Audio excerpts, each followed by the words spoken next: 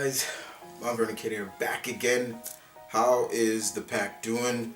We did it once again. I'd just like to give a complete shout out to all you guys and even to the newer pack members that are coming in. We are 10,000 members strong. Once again, thank you.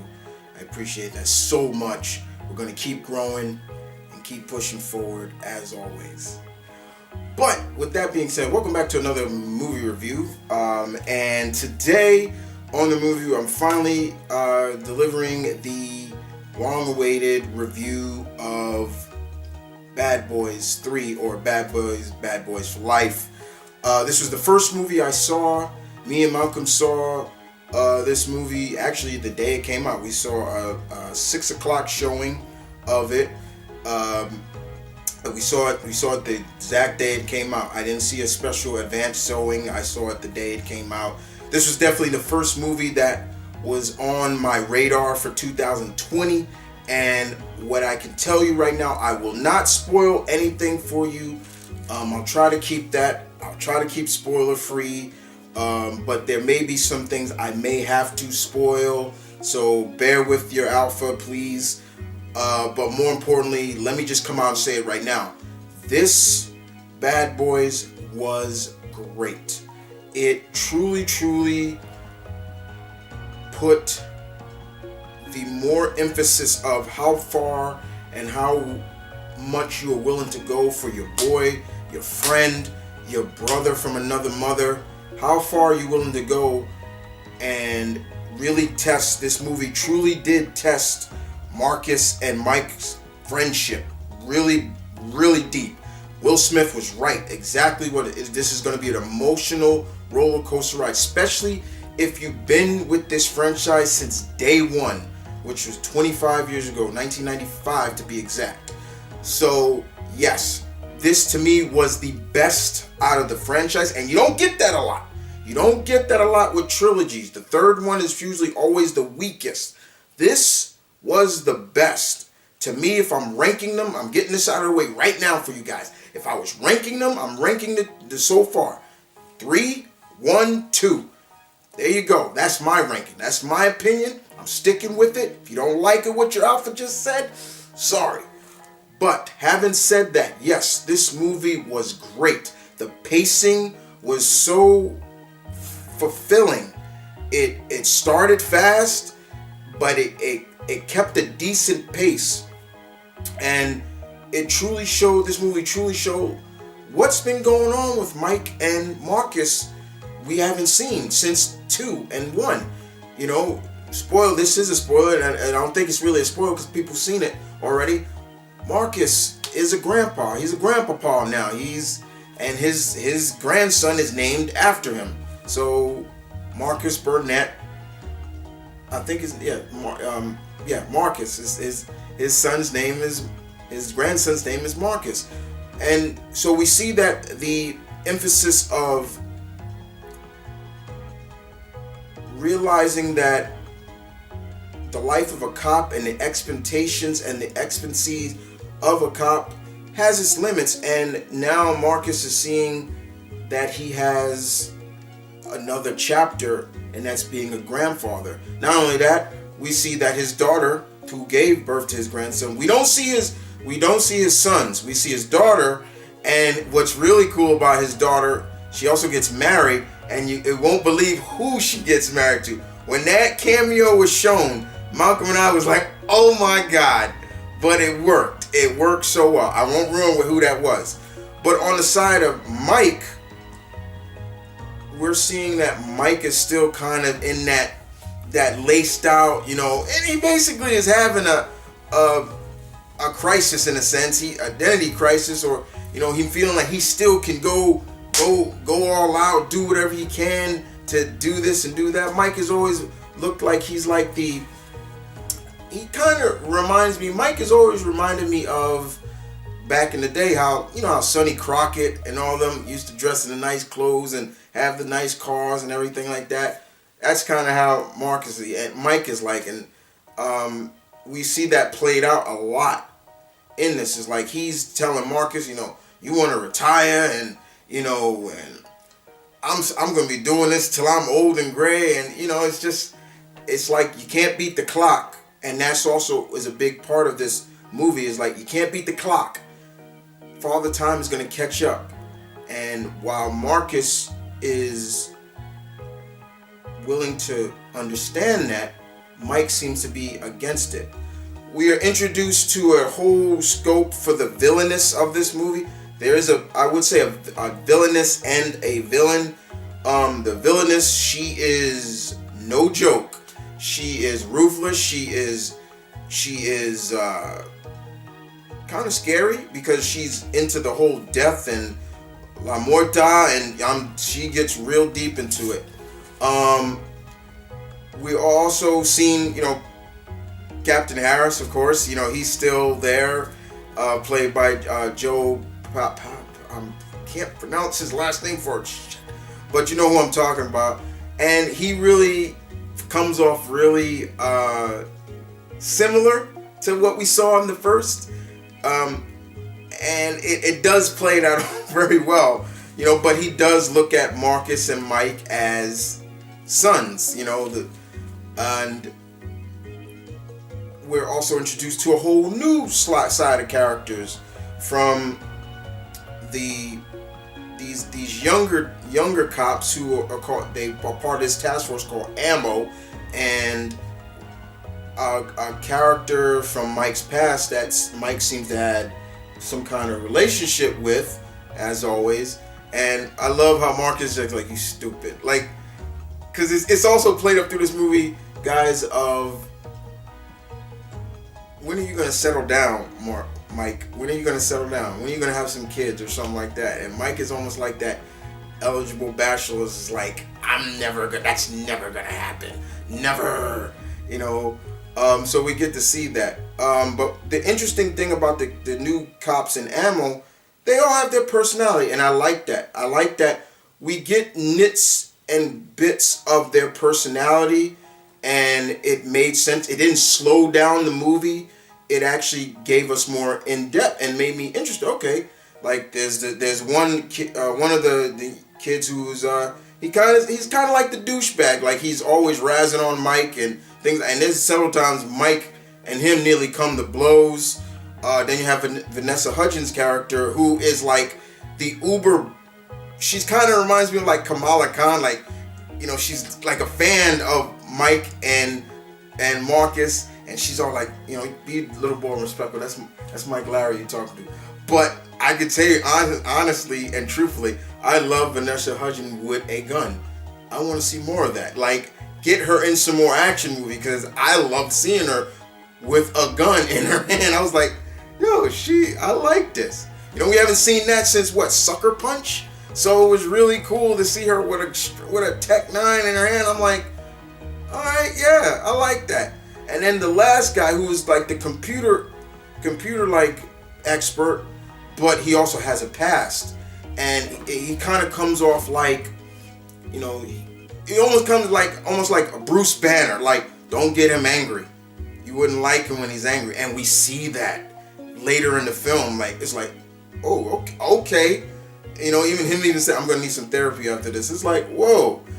But like I said, the pacing is there. This movie really did pay more homage to the first movie, and I like that more than the second one did. This one truly paid more homage to the first movie with a lot of the iconic scenes that we see in the first one. An example of that is where, remember in the first movie where Julie gets kidnapped and Marcus and Mike are rising up slow, and the slow motion catches them. We see that again, paying homage with the classic music from the first one, that dun dun dun dun dun dun, instead of what we got in the second one. Truly paying homage to the first one, and I appreciate that. There's even a cameo from Michael Bay in this. Okay, yeah. There is a death in this from somebody very, I would say, very important to the world of Bad Boys. But the truth be told, the villain and the villainess, they're going around killing off people right and left. And Mike is in there crossfires as well. And then we get to see the reason why that is. There is from Mike's past. And this is where the continuity kind of gets a little tangled in a sense, guys, because in one scene, Mike says to Marcus, I've been this man's partner for 25 years. However, it truly shows that maybe the writers and producer, or I shouldn't say the producers, but the writers, and so did not really scope the first movie, because it's stated in the first movie, and this is really kind of like you wouldn't know if you aren't really involved in it, but if you're like me who remember stuff like that, it's like wait a minute. So Mike tells Marcus at his retirement, his party, that he's been this man's partner for 25 years. But if you remember in the first movie, when Marcus is sneaking around his own house because he believes Mike was putting it to Teresa, but unfortunately he's not. He basically, and they go out and they're fighting each other. Remember when he says, "Man, I've been your partner for 6 years. I've been your boy all my life." It's kind of like, wait, you've only been partners for 6 years. But I think the reason why they did that is because of what this whole movie conversated, and also the gratitude of Mike and the relationship that he has with the villainess of this movie. Even the way she escaped from prison was just, it was like, god damn, like, I'm not gonna ruin it, but they do have a past. Her and Mike have a past, and it comes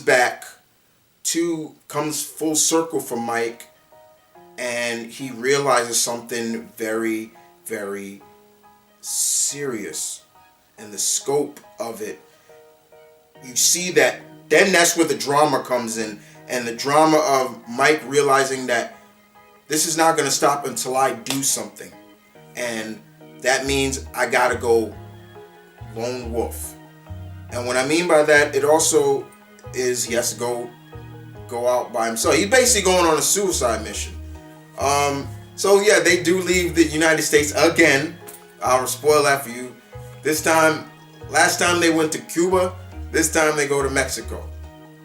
But we also get a scope of why Mike is the way he is. The character he is. Everything about him. His swagger. His style. Everything comes from somewhere. And it's explained really well. Really, really not even convoluted. Just really whole. And it makes you like, okay, now I understand maybe why Mike Lowry is the way he is. But it also opened up the door for me. Like, I'm looking at it like, okay, now I would like to see that. Okay, now the reason why I'm saying that is because this is another spoiler. Here it is. The villainess and Mike have a past. Before Mike partnered with Marcus, he was picked right out of the academy and went deep undercover along with some other men that are on the hit list. And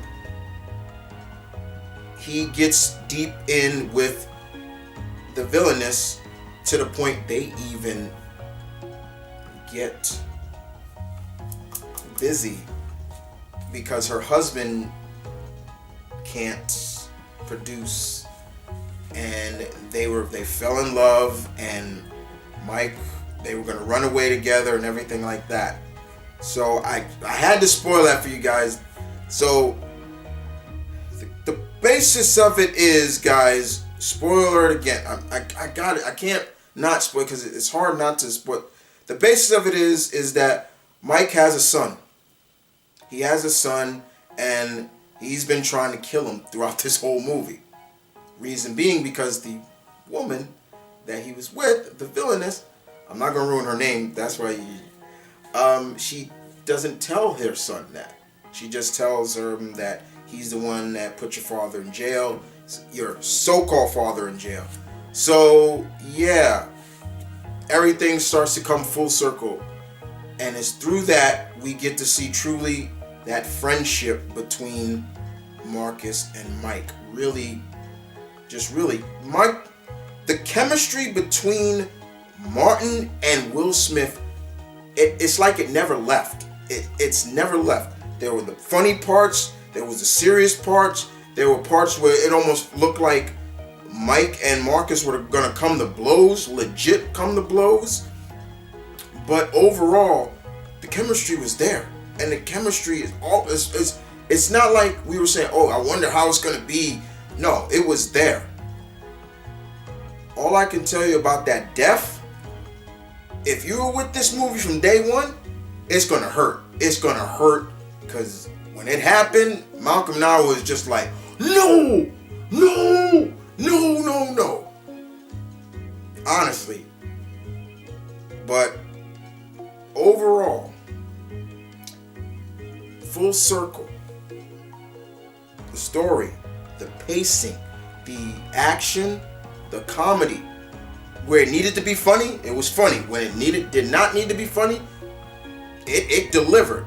Everything came full circle and it delivered, guys. It made absolutely so much sense, and I loved every minute of it.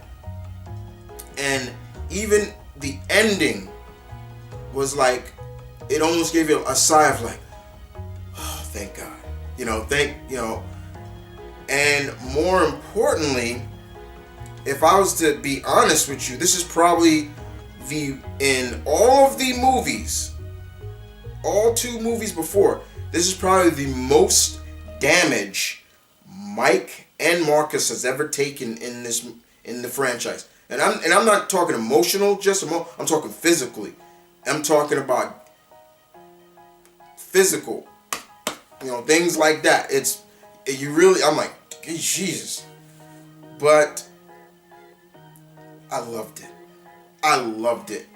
If I'm ranking Bad Boys 3, 10 out of 10, man. It delivered on everything Will Smith and Martin Lawrence have been saying throughout the whole time they've been doing ad promos for this movie. It delivered. And yes, the movie does leave us, because I know probably people are going to ask, does this movie, so is there going to be a 4th one, do you believe? It does open the door for a 4th one, and I won't ruin why. But if you have seen it, you'll understand. But I definitely say this, y'all. Check this movie out. If you are a Will Smith fan, and in some ways you are somewhat tired of seeing Will's movies take some L's or not do as financially well as they were predicted to do, this movie delivers. Seeing Will Smith and Martin Lawrence back together puts a smile on your face. You're like, it's been too long. It's like that's how it makes you feel. That's how it makes you feel. This movie makes you feel the vibe, the setting, the old cast, the new cast, everything matched up so well that it was like good stuff. So 10 out of 10 for me, guys. What's the next movie on my agenda? I don't know. In terms of, I think I still want to see the Dr. Dolittle movie with I still want to see that. But I'm hearing nothing but good things about in terms of the box office. The movie is still doing well. I'm happy. And I'm happy for Will Smith. I'm happy for Martin Lawrence. They have truly delivered a great third movie. And once again, like I said, sometimes third time is not a charm. The third time is not a charm. Sometimes they don't deliver. Sometimes they're the weakest. Sometimes they get all this hype and they fail. This right here, Bad Boys 3, is a rare occasion. Well, not really somewhat rare, but it delivered. To me, it was the best out of the franchise. My ranking, once again, if you're missing it, 3, 1, 2. That's it. But I hope you guys enjoyed the video. Hope you guys enjoyed what I talked about. I'm sorry that I had to spoil some things. But I tried to leave out names. I tried to leave out a lot of things which I could. But yes, if you didn't see it or you have seen it, prepare for that death, because that's going to hurt. I'm not joking. Especially if you've been with the franchise since day one, it's going to hurt. It's going to hurt big time. Trust me when I tell you, it's going to hurt. And with that being said, guys, this is M.V.K, your alpha, saying peace, one love. Stay tuned. Keep it real. Thank you for watching another movie review. It is the first movie review of 2020. See you guys next time.